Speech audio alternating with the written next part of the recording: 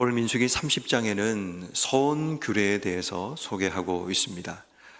다시 말해 어떤 일에 대해서 하나님께 헌신 혹은 하나님께 드리는 결단을 소원이라고 이야기를 하죠.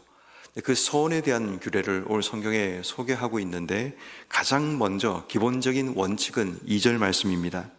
사람이 여호와께 소원하였거나 결심하고 서약하였으면 깨트리지 말고 입으로 말한 대로 다 이행할 것이니라 라고 말씀합니다. 하나님께 드렸던 서원, 서약은 반드시 이행해야 한다라는 것을 이야기합니다. 그런데 중요한 것은 하나님께 드린 서원 혹은 서약이 우리가 하나님께 드렸을지라도 그것을 무효화할 수 있는 방법이 있음을 보게 됩니다. 그래서 오늘 성경 말씀인 3절 말씀처럼 여자가 만일 어려서, 여기서 중요한 단서는 어리다라는 겁니다. 이 어리다는 말은 자기 의사를 스스로 결정할 수 없는 자가 순간적인 감정이나 아니면 순간적인 은혜를 주체할 수 없어서 하나님께 소원한 경우를 이야기합니다. 그 경우 아버지 집에 있을 때 아버지 여호와께 소원한 일이나 스스로 결심하려고 한 일이 있다고 하자 그의 아버지가 그의 소원이라 결심한 서약을 듣고 아무 말이 없으면 그 서약은 지킬 것이지만 만일 5절 말씀처럼 그의 아버지가 그것을 허락하지 아니하면 소원과 결심한 서약은 이루지 못한다라고 이야기합니다. 다시 말해 순간적인 감정으로 했던 그런 소원과 서약이 아직 결혼 전에 또 아직 어린 시절에 그렇게 했다면 아버지를 통해 그 서약을 무효화할 수 있다라는 하나의 방침을 소개해 주고 있습니다. 또 이런 케이스가 6절 말씀에 보면 혹시 남편을 맞을 때 소원이나 결심을 한 서약을 경솔하게 그의 입으로 말하였으면 그의 남편이 듣고 아무 말이 없으면 그대로 지켜야 되지만 8절 말씀 남편이 그것을 듣는 날에 허락하지 아니하면 그 서원과 결심하려고 경솔하게 입술로 말한 서약은 무효가 된다라고 얘기합니다. 두 번째 이 서약에 대한 기본적인 또 한 가지는 경솔하게 했던 서약에 대한 부분입니다. 결혼 전에 서약을 했고 이제 결혼을 한 이후에 남편에게 그것을 이야기했을 때 남편이 허락하지 않으면 그 서약이 무효화된다는 것을 이야기합니다. 다시 말해 우리의 서약은 경솔하게 해서는 안 됩니다. 책임 있게 우린 서약을 하나님께 드리고 소원을 해야 합니다. 그렇지만 때로는 실수할 수 있습니다. 경솔하거나 아직 어려서 또 순간적인 감정을 주체하지 못해서 내가 소원을 하고 서약을 했는데 어떤 분에게는 그 소원과 서약이 평생 자신을 괴롭히고 힘들게 만드는 무거운 짐이 되기도 합니다. 그러다 보니까 그런 이야기들을 우리가 혼자 가지고 있는 것이 아니라 법적인 보호자, 그 보호자가 있을 때는 함께 그것을 이야기하는 것이 필요함을 이야기합니다. 그리고 만약 듣는 자가 허락하지 않으면 그것을 무효화한다라는 이 말은 하나님께 드린 서약이 정말 중요하고 책임 있는 행동이어야 하지만 하나님께서는 우리의 가정 또 우리의 울타리 공동체를 귀하게 여기신다는 그런 내용이기도 합니다. 그렇지만 오늘 성경 말씀인 9절 말씀에 보면 과부나 이혼당한 여자의 소원이나 그가 결심한 모든 서약은 지켜야 한다라고 이야기합니다. 왜냐하면 그의 서약을 무효화할 수 있는 그런 보호자가 없기 때문입니다. 다시 말해 우리의 삶에 책임 있는 서약과 소원이 필요한데 내가 만약 나를 무효화시킬 수 있는 법적인 보호자가 없는 상태에서 하나님께 드린 서약은 반드시 지켜야 됨을 우리에게 말씀하고 있습니다. 자, 그런데 그 다음에 나오는 10절 말씀에 보면 부녀라는 것은 결혼한 여인을 이야기합니다. 나이가 상당히 있을 수 있습니다. 결혼한 여인일지라도 남편의 집에서 소원을 하거나 결심하고 서약을 했을 경우에 중요한 것은 11절 말씀에 남편이 듣고 아무 말이 없고 금하지 않으면 소원을 이행해야 합니다. 그렇지만 12절 말씀 결혼한 부녀라고 할지라도 남편이 듣는 날에 무효하게 하면 그 모든 것은 이루지 못하고 무효될 수 있다는 겁니다. 다시 말하지만 하나님께서는 우리의 가정 공동체를 귀하게 여기신다는 거죠. 하나님께 드리는 소원이 정말 중요하고 정말 이것이 절실하다 할지라도 하나님께서는 우리의 가정이 그 소원 때문에 어려움과 공경을 겪는 것을 원하지 않으신다는 겁니다. 그래서 서로 협의하고 상의해서 그 모든 일을 진행하기 원하신다는 겁니다. 자, 그런데 중요한 것은 그 뒤에 나오는 13절 이하의 말씀을 보시면, 그러니까 남편이라는 존재는 지키게 대할 수 있고 무효하게 할 수도 있지만, 14절, 남편이 여러 날이 지나도록 말이 없으면 아내의 소원과 스스로 결심한 일은 지켜야 하는 것이니 이는 그가 그것을 들을 때에 아무 말도 하지 않았다는 겁니다. 자, 그런데 반전이 일어납니다. 15절 말씀, 남편이 들은 지 얼마 후에 그것을 무효화하게 하면 그가 아내의 죄를 담당해야 한다라는 겁니다. 자, 여기서 중요한 차이는 뭐냐 하면, 그것을 들었을 때 즉각적으로 이것을 무효화할 수 있는 방법이 있지만, 시간이 지난 이후에 무효화하려고 한다는 것은 생각이 바뀌었음을 의미하는 겁니다. 처음에는 그것을 듣고 그렇게 해야지라고 생각했다가 계산을 해보고 이해타산을 따져보는 그런 과정을 거친 이후에 이렇게 하면 불리하겠다, 이렇게 하면 안 되겠다, 그런 생각이 들어서 그제서야 바꾸게 되면 그것은 책임을 아내가 아닌 남편이 져야 됨을 이야기합니다. 다시 말해, 남편이라는 존재가, 아버지라는 존재가 소원을 무마시킬 수 있는 특권을 가진 존재이지만, 여기서 중요한 것은 특권을 가진 자는 책임도 함께 따라야 됨을 이야기합니다.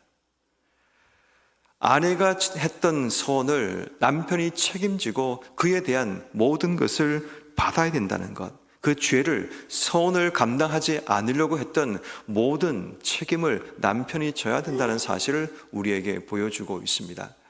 자, 오늘 이 본문의 말씀은 우리가 하나님께 드리는 소원과 결단, 헌신에 대한 굉장히 중요한 교훈을 의미합니다.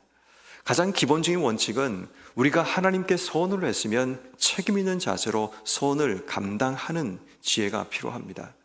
왜냐하면 어린 시절 우린 때로는 은혜를 받고 지금 많이 사라졌지만, 어린 시절 부흥회를 우리가 하게 되면 꼭 부흥사들이 우리에게 소원을 시킬 때가 있습니다. 여러분 가운데서 목회자로 헌신할 사람 손들으라고 그러기도 하고, 어떤 분들은 여러분들의 미래를 하나님께 드릴 분들은 일어나라고, 또 어떤 분들은 선교사로 자원할 분들은 일어나라고, 그렇게 이제 소원을 강요하는 일들이 많이 일어납니다. 이 젊은 마음에 또 뭔가 하나님을 위해서 내가 해야 되겠다는 생각 때문에 소원하는 일들이 굉장히 많이 일어나게 됩니다. 그렇게 이제 소원을 덜컥 하고 난 이후에 집에 갔는데 그때부터 이제 가슴이 내려앉는 겁니다. 내가 실수했구나, 이거는 아니구나 라고 생각하고 그것 때문에 굉장히 많이 힘들어하는 그런 사람들을 볼 때가 있습니다. 책임 있는 소원이 필요합니다. 그렇지만 우리가 경솔하게 실수할 수 있고, 때로는 어려서 판단력이 부족할 수 있고, 또 순간적인 감정을 이기지 못해서 우리의 삶에 소원을 할 수 있는, 거기에 대해서는 하나님께서 우리에게 세우신 보호자를 통해 그 책임을 무마시켜 줄 수 있다라는 규례를 주고 있는 겁니다. 다시 말해, 우리가 실수할 때도 돌이킬 방법을 하나님께서 주신다라는 것을 기억해야 합니다. 비록 그것이 하나님께 드렸던 결단과 헌신과 소원이라 할지라도 우리가 이 부분을 기억해야 됩니다. 분명한 것은 책임 있는 소원이 필요하고, 내가 드렸던 그 소원에 대해서는 내가 이루려고 하는 자세가 필요하지만, 그러나 실수하고 또 경솔하고 아직 어려서 했던 소원에 대해서는 우리가 무효화할 수 있다는 사실을 기억하는 지혜가 필요합니다.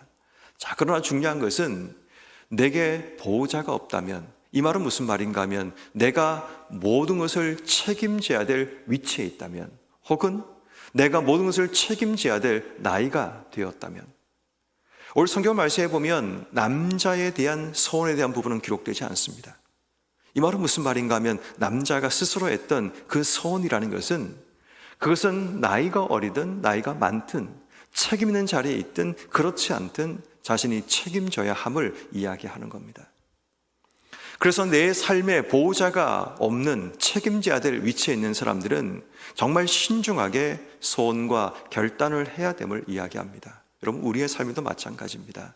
오늘도 하루 삶을 살아가면서 우리 인생 가운데 뭔가를 결단하고 뭔가를 시행해야 될 그런 위치, 또 그런 시간이 우리 삶 속에 올 때 신중함을 우리에게 경고하시는 겁니다.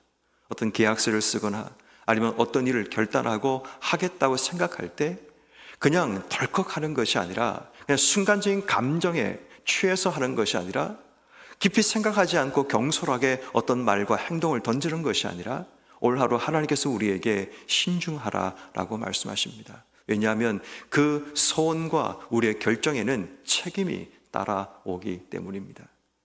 그러므로 여러분, 우리가 오늘 하루 삶을 살아가면서 책임 있는 삶을 살아가는 그런 삶이 되게 해주시기를 기도하는 자세가 필요합니다.